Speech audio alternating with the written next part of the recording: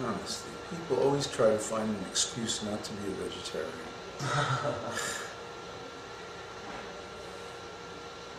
It's an illness, you know, it's an addiction.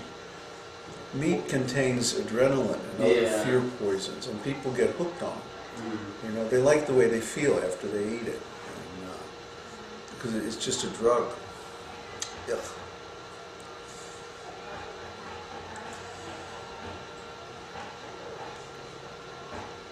The hardest thing, though, is quitting cigarettes. Yeah. Boy, that's more addictive than heroin. Yeah, I actually, I smoked when I was younger. I smoked for about a good 6 years, and I must have been blessed. I don't know why, but I just quit because it was boring. It's pretty boring. I was doing it because everybody else was doing it. Well, of course. And at the time, I was just like, why am I spending my money on this? I don't care enough. So I quit, and I never felt the urge to go back to it. So it was perfect for me. Cool. Yeah, that's intelligent. I mean, well, they do say that that's the best way to get rid of a bad habit, is when you become bored with your own bad habit. They did actually tests in, like, I don't want to say Scotland, but I don't think that's right, with heroin addicts. Yeah.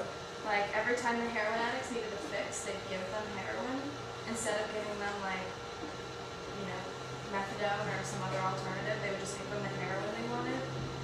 And after a certain amount of time, these people just got bored with their own habits because they didn't have to steal to get it anymore. Like, the fun became...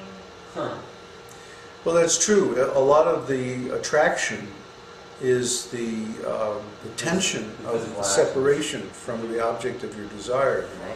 And it's like, once you get it, you realize, hey, this isn't so great. Yeah. Right. What's the big deal anyway, you know? Yet here in America, we refuse to use that technique. We still give away methadone like it's candy, and then people are dying from that.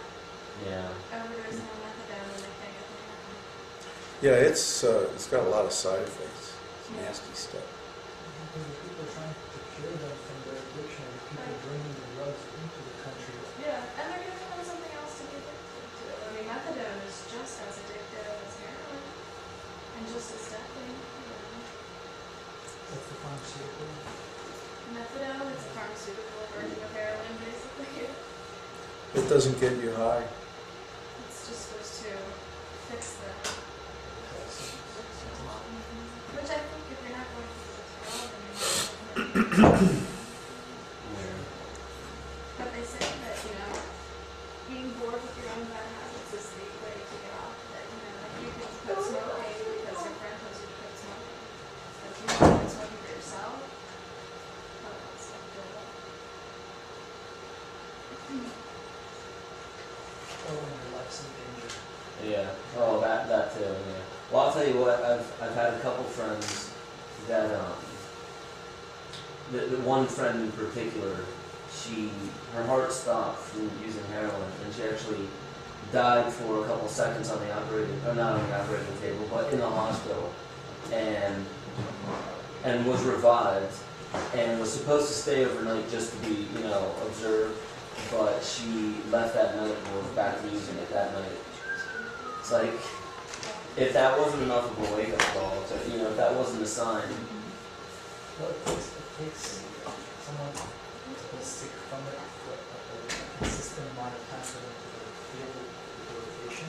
Well, let's say you got sick and you were good like that same day. There's no... Yeah. Well, plus people then look at it as like, oh, well, I'll just be smarter about it this time. I won't take that much in one sitting. You know, they try and justify it in other ways.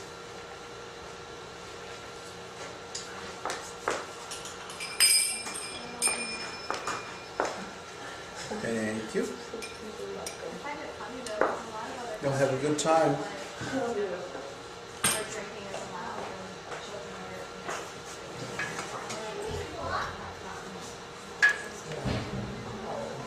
I used to go to the store when I was 5 years old.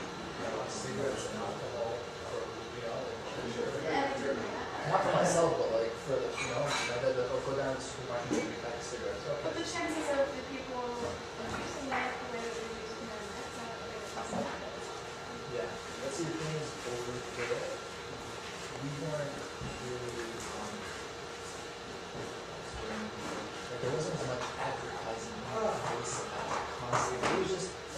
saw their parents, their friends, you saw that. So that was really the only advertisement. There wasn't all these flashy colors and all these movie stars and all these crazy things. So, that's really what kind of drives And they have all these flavors now that appeals to kids. And they're sitting there trying to argue and make these flavors to attract children. Yeah. They have those candy cigarettes, the sugar I used to cigarettes. get those when I was a kid and imitate. Bubblegum cigar. Krishna, Bubblegum Krishna. chew. Yeah, those have been around for too. Bubblegum chew is excellent, but if you think of the taste, I love bubblegum chew. Think about it now in the water. Yeah, it's like, here we have this sugar we're putting in the front of our lips trying to look like we're cool, like we got sugar in our mouth and we're like 5 years old, and the sugar's sitting in the nose places.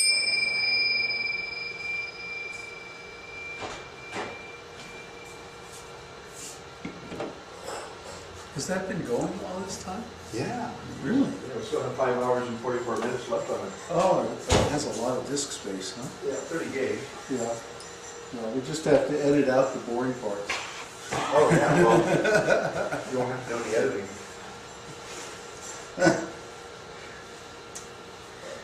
Okay. Is everybody here? No. Benson.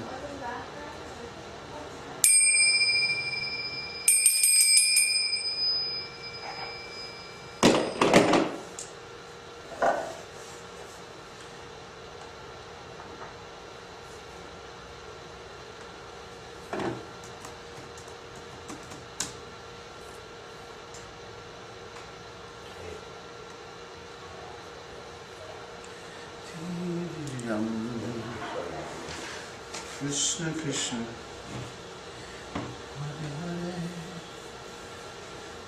This one. We're waiting for one more person? Hey, Just went through that. Oh, okay. So we're almost ready to start again. yeah, sure.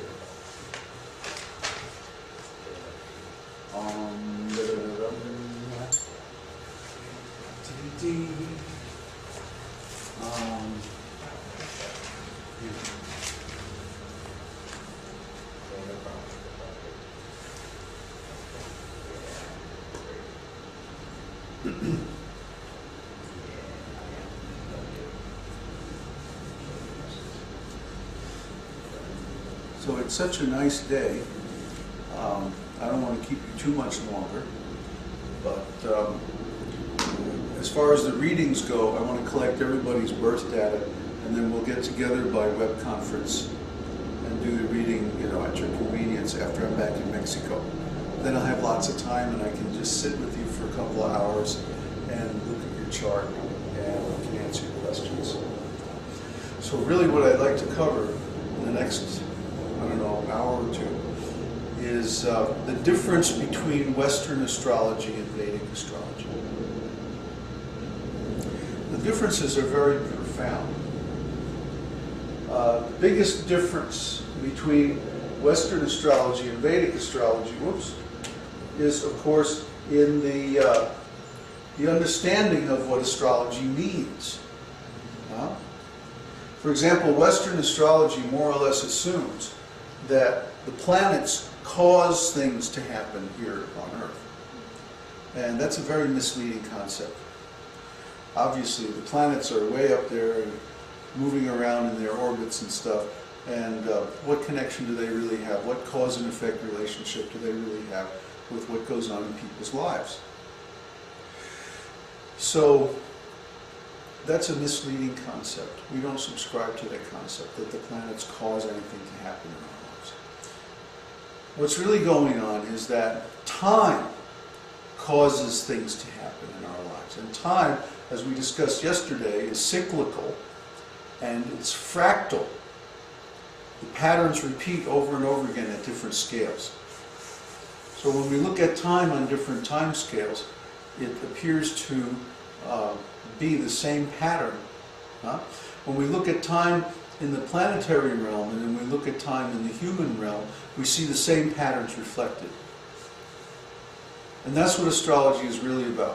When we see the planets go through a certain motion, a certain pattern of movement, we can recognize that as correlating with particular events on the human level. It's an empirical science. When Mercury goes retrograde, here's an example. When Mercury goes retrograde, we notice there are things that Mercury controls that go backwards or that have problems, like communication, understanding, agreements, technology,